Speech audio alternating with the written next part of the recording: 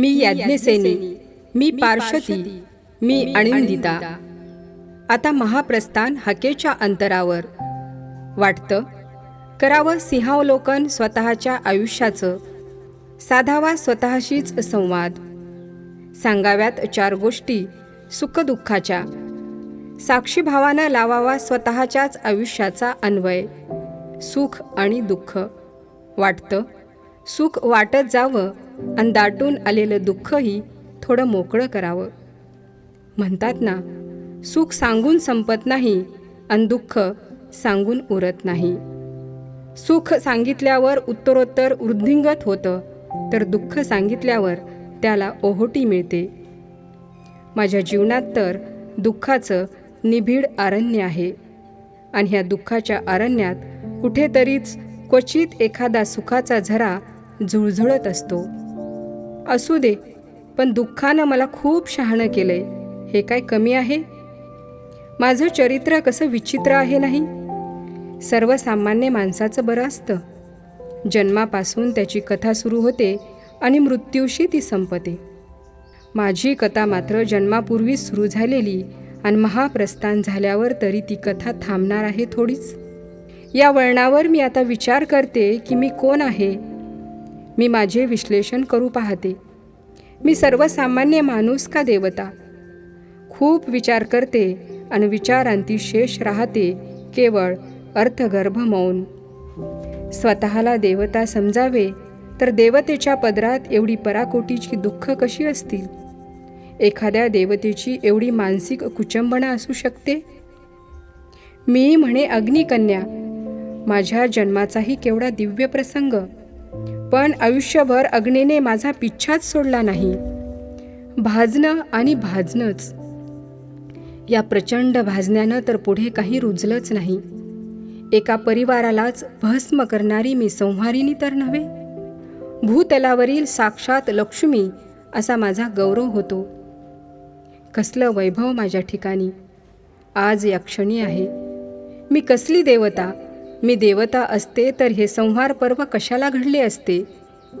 मी कधी कधी मग स्वतःला मानवी रूपात शोधते.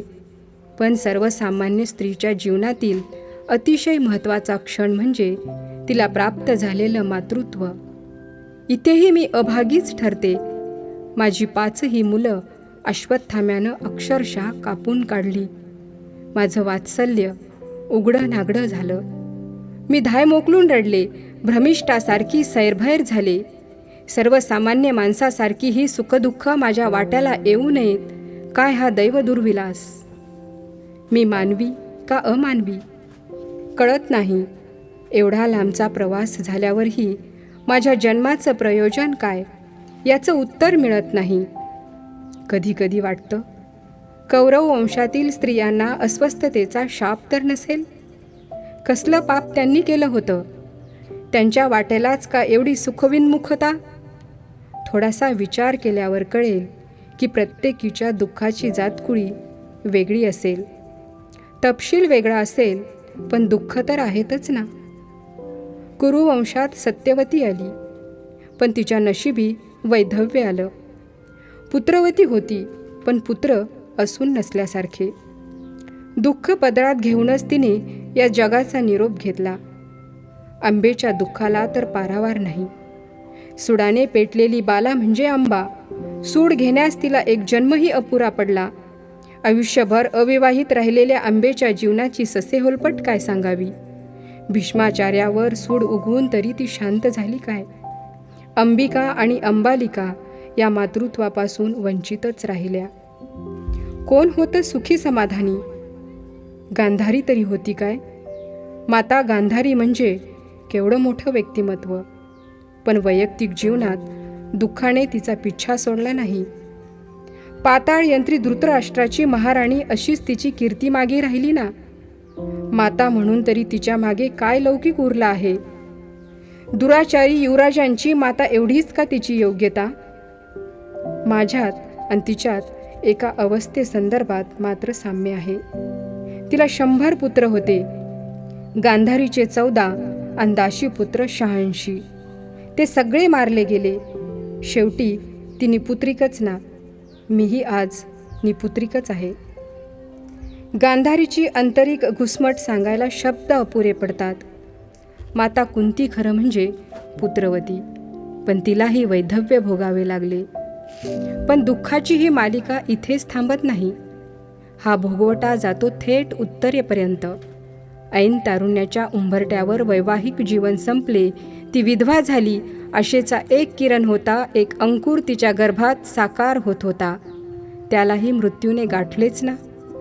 दुःखाच्या किती तऱ्हा सांगाव्यात. कुरुवंशातील स्त्रियांचा हा भोगवटा सांगून संपत नाही. माझ्याही दग्ध कहाणीचे पुस्तक आता आपणासमोर उघडे करावे म्हणते. म्हणजे हे दुःख सांगून झाल्यावर दुःखाची आज थोडी कमी होईल. चला तर या दुग्ध कहाणीच्या पहिल्या पानावरूनच सुरुवात करूया. माझी जीवन कहाणी सांगणे तसे अवघडच. एका जन्माचाच संदर्भ असता तर आत्मकथा सांगणे सोपे झाले असते.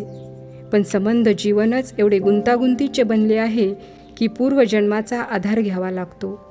मी काही याच जन्मी यातना भोगल्या आहेत असं काही नाही.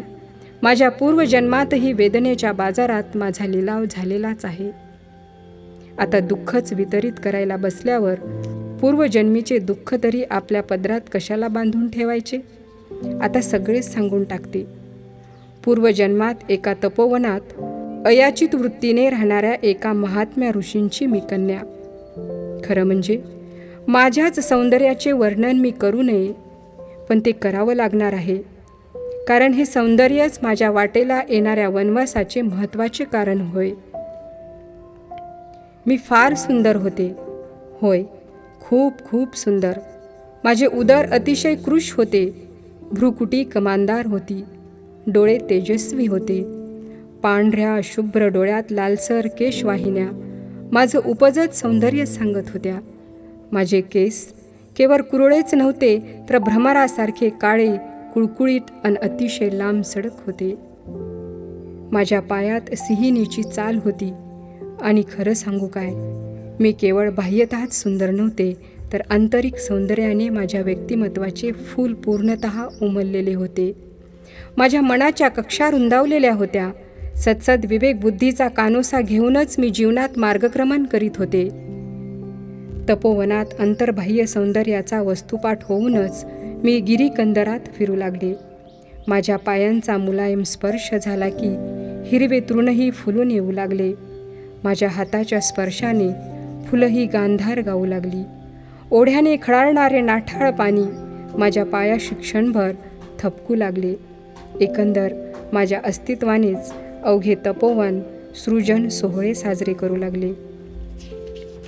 एवढं सगळं असूनही प्रारब्ध नावाचे एक अटळ सत्य मागे उरतेच. माझा विवाह काही जुळत नव्हता.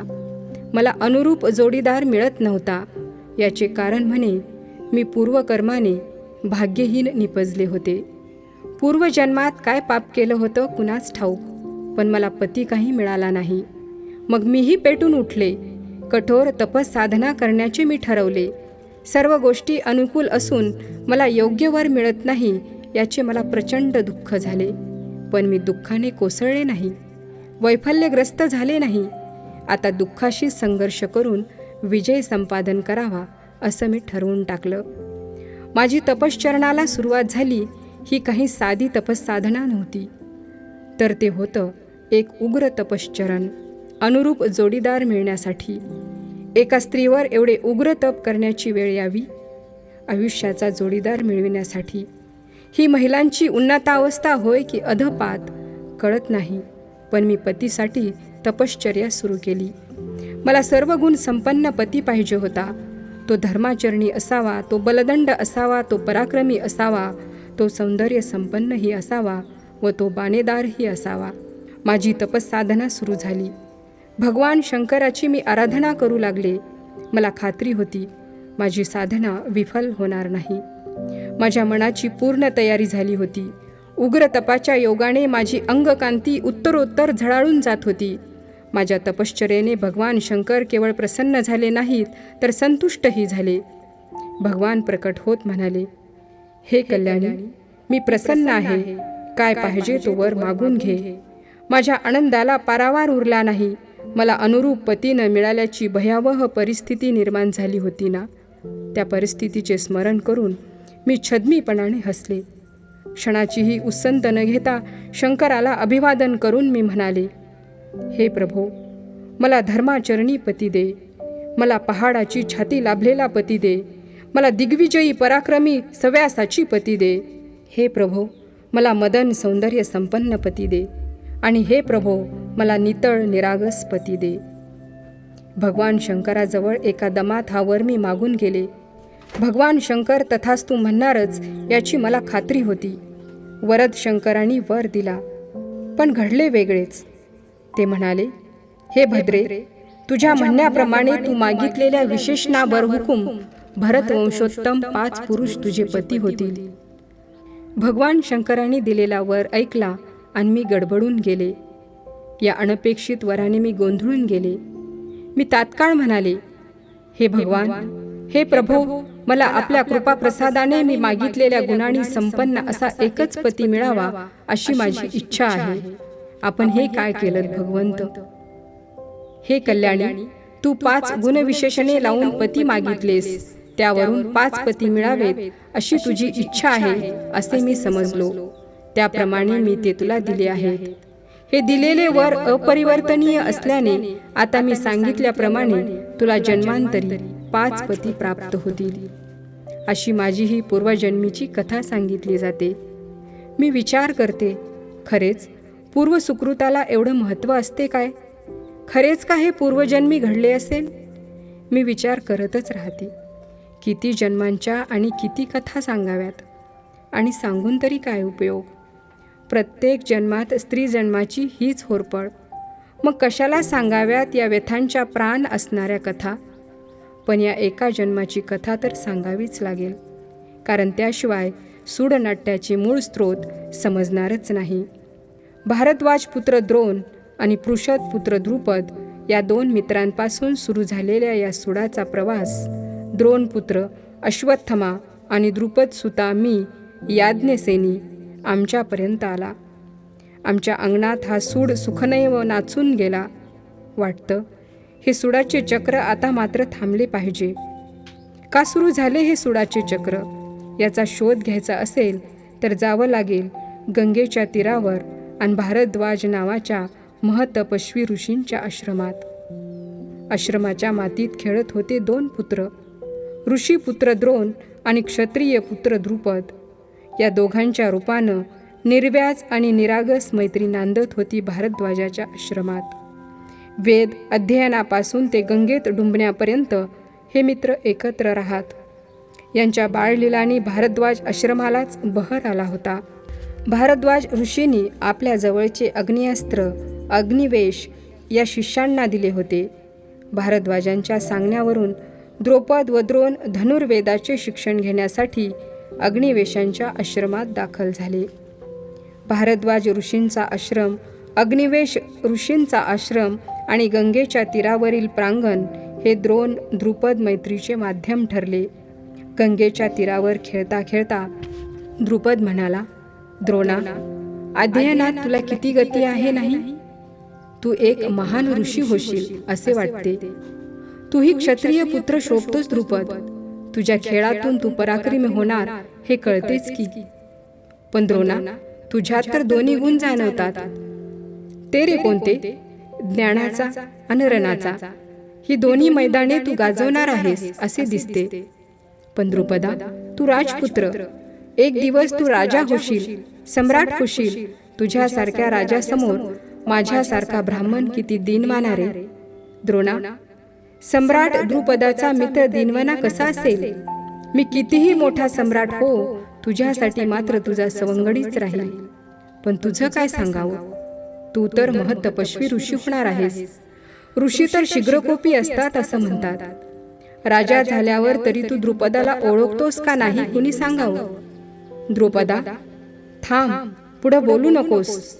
आपल्या मैत्रीची शपथ, मी तुला विसरणार नाही. गंगेच्या तीरावर भारद्वाजांच्या आश्रमात आणि अग्निवेशांच्या आश्रमात असे संवाद नित्य रंगू लागले.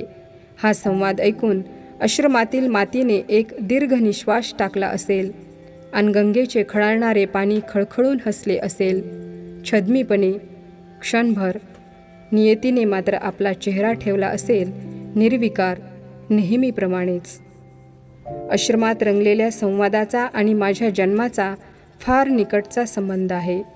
म्हणून तर मला हे सर्व सांगावं लागणार आहे.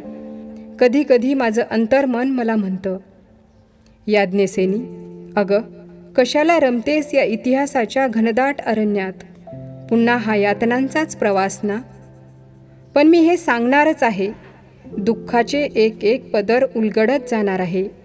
इतिहास सांगणार आहे. आता महाप्रस्थान तर हाकेच्या अंतरावर आहे. दुःखाने मी उसवून गेले तरी चालेल, पण मी सांगणार आहे. काय झाले पुढे द्रुपदाचे आणि द्रोणाचे तेच तर सांगायचे आहे.